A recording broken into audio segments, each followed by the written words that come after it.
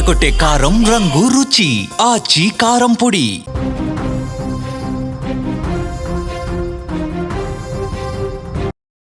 నంద్యాల సిరివెళ్ల మెట్ట వద్ద బస్సు ప్రమాదం జరిగింది. కంటైనర్ను ఢీకొట్టి ట్రావెల్స్ బస్సు కాలి బూడిదైపోయింది. రెండో డ్రైవర్ క్లీనర్ సాహసంతో పెను ప్రమాదం తప్పిందని చెప్పాలి. కిటికీ అద్దాలు పగలగొట్టారు రెండో డ్రైవర్ అలాగే క్లీనరు. ఆ బస్సుకు సంబంధించిన అద్దాలు ధ్వంసం చేయడంతో వాళ్ళందరూ కూడా ప్రాణాలు దక్కించుకున్నారు. 36 మంది ప్రయాణికులకు ప్రాణదానం చేశారు డ్రైవరు క్లీనరు. చాలా సాహసంగా వాళ్ళు సమయస్ఫూర్తిని ప్రదర్శించి వెంటనే వేగంగా స్పందించి కిటికీ అద్దాలన్నీ కూడా పగలగొట్టడంతో వాళ్ళు సేఫ్గా బయటకు వచ్చినటువంటి పరిస్థితి. ప్రమాదంలో బస్సు మొదటి డ్రైవర్ అలాగే ఆ లారీకి సంబంధించిన డ్రైవర్ క్లీనర్ కూడా సజీవ దహనమైపోయారు. చాలా బాధాకరమైనటువంటి విషయం, విషాదకరమైనటువంటి వార్త. సరిగ్గా అర్ధరాత్రి 2 గంటల సమయంలో ఈ ప్రమాదం జరిగింది. నెల్లూరు నుంచి 36 మంది ప్రయాణికులతో ప్రైవేట్ ట్రావెల్ బస్సు ప్రారంభమైన తర్వాత అర్ధరాత్రి 2 గంటలకి ఒక్కసారిగా ఆ బస్సుకు సంబంధించినటువంటి చక్రం ఆ టైరు పేలిపోవడంతో చాలా వేగంగా వస్తున్నటువంటి ఆ బస్సు ఒక్కసారిగా టైర్ పేలటంతో అదుపు తప్పింది. వేగంగా వస్తున్నప్పుడు ఈ ప్రమాదం జరగడంతో ఒక్కసారిగా డివైడర్ని ఢీకొట్టి రైట్ సైడు రోడ్డు మీదకి వెళ్ళిపోయింది. అదే సమయంలో అటుగా ఒక కంటైనర్ లారీ వస్తుంది. అంతే వేగంగా ఈ ప్రమాదం అసలు క్షణాల్లో జరిగిపోయింది. అసలు అందులో ఉన్న ప్రయాణికులు కూడా చాలామందికి అర్థం కాలేదు. ఎందుకంటే చాలామంది కూడా వాళ్ళందులో నిద్రమత్తులో ఉన్నారు, పడుకొని ఉన్నారు. వాళ్ళకి ఏం జరిగిందో కూడా అర్థం కానిటువంటి పరిస్థితి. ఒక్కసారిగా అదుపు తప్పి అటువైపుకి వెళ్ళి అటు నుంచి వస్తున్నటువంటి ఆ కంటైనర్ లారీని బలంగా ఢీ కొట్టడంతో ఒక్కసారిగా మంటలు వ్యాపించి ఆ ప్రమాదం జరిగింది. ఒక్కసారిగా మంటలు అంటుకున్నటువంటి పరిస్థితి. స్పాట్లోనే అటు లారీలో ప్రయాణం చేస్తున్నటువంటి డ్రైవరు క్లీనరు స్పాట్లో చనిపోయారు. తర్వాత ఈ బస్సు నడుపుతున్నటువంటి ప్రైవేట్ బస్సు నడుపుతున్నటువంటి డ్రైవర్ ఎవరైతే ఉన్నారో అతను కూడా స్పాట్లోనే చనిపోయాడు. మంటల్లో కాలి బూడిదైపోయారు. ఈ ముగ్గురు కూడా గుర్తుపట్టడానికి వీలు లేనంతగా కాలి బూడిదైపోయినటువంటి పరిస్థితి. ఆ తర్వాత ఈ బస్సులో ఉన్నటువంటి రెండో డ్రైవర్ ఎవరైతే ఉన్నాడో, క్లీనర్ ఎవరైతే ఉన్నారో వాళ్ళు వేగంగా స్పందించారండి. ఒకటొకటిని వేగంగా స్పందించి అయ్యో ప్రమాదం జరిగింది, వాళ్ళు కూడా చిన్న గాయాలయ్యాయి. వెంటనే వేగంగా దిగేసి బస్సులు అప్పటికే మంటలు అంటుకున్నాయి. ఆ మంట వేగంగా వ్యాపిస్తే గనక ఆ 36 మంది ప్రయాణికుల ప్రాణాలు గాల్లో దీపంలో మారిపోయే పరిస్థితి ఉండేది. కానీ వీళ్ళు వేగంగా స్పందించి సమయస్ఫూర్తి ప్రదర్శించి చాలా చాకచక్యంగా వెంటనే వెనక నుంచి అద్దాలు పగలగొట్టి కిటికీల అద్దాలన్నీ కూడా ధ్వంసం చేసి వాళ్ళందరినీ నిద్రమత్తుల్లో పడుకుంటున్నట్టు వాళ్ళందరినీ కూడా మేల్కొల్పి ప్రమాదం జరిగిందని చెప్పి కొంతమంది అప్పటికే లేచారు. ఈ ప్రమాదం జరిగిన తర్వాత ఇంకొంతమంది ఏం జరిగిందో అర్థం కావట్లా. సో వాళ్ళని మేల్కొల్పి వెంటనే ఆ 36 మందిని కూడా కిటికీల అద్దాలు ధ్వంసం చేసిన తర్వాత వెంటనే అక్కడి నుంచి దిగేసి కొంతమంది దూకేసి స్వల్ప గాయాలతో బయటపడ్డారు.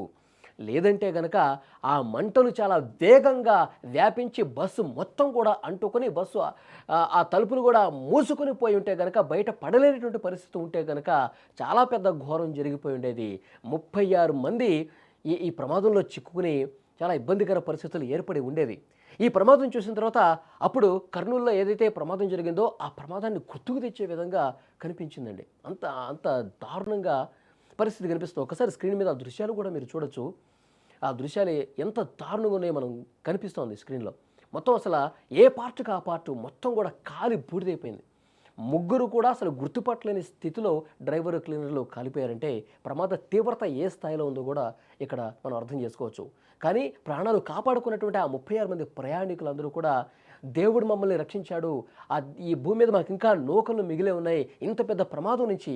ఎందుకంటే ఆ కాలిపోతున్నటువంటి బస్సును చూసి గజగజ వణికిపోయారు వాళ్ళందరూ కూడా. భయంతో ప్రాణభయంతో అల్లాడిపోయినటువంటి పరిస్థితి. కొంతమంది స్వల్పంగా గాయాలయ్యాయి. వెంటనే అంబులెన్స్లకు ఫోన్ చేశారు. అటుగా పోయే వాళ్ళు కూడా కొంత సహకరించారు. స్థానిక ఆసుపత్రికి తీసుకెళ్లారు. వెంటనే పోలీసులు కూడా సమాచారం ఇచ్చారు.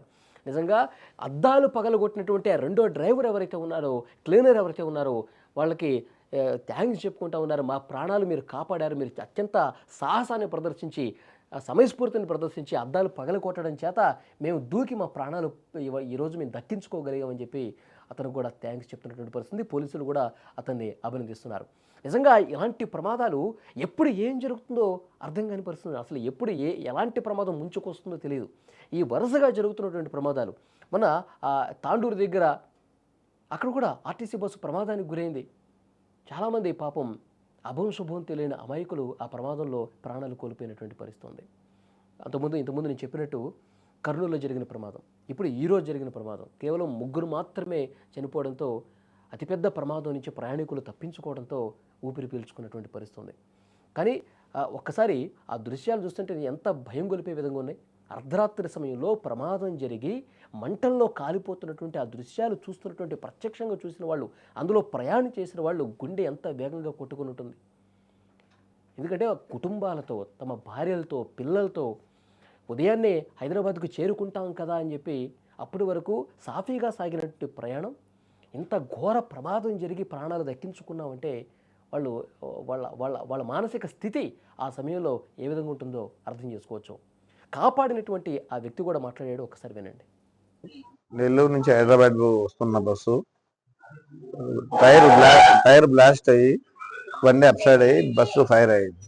అక్కడికి వచ్చేసరికి టైం అయితే నేను లేదు, నేను నిద్రపోతా ఉన్నాను. అది యాక్సిడెంట్ జరగడంతో నేను కింద పడిపోయాను. పడిన తర్వాత నాకు మెలకువ వచ్చింది. అద్దం పగిలిపోయి ముందు కింద పడ్డాను. వాన్నిటి మీద పడుకో అన్నాను. అట్లే నేను క్లీనర్ ఇద్దరం కింద పడ్డాను. బండి ఫుల్ 36 మంది.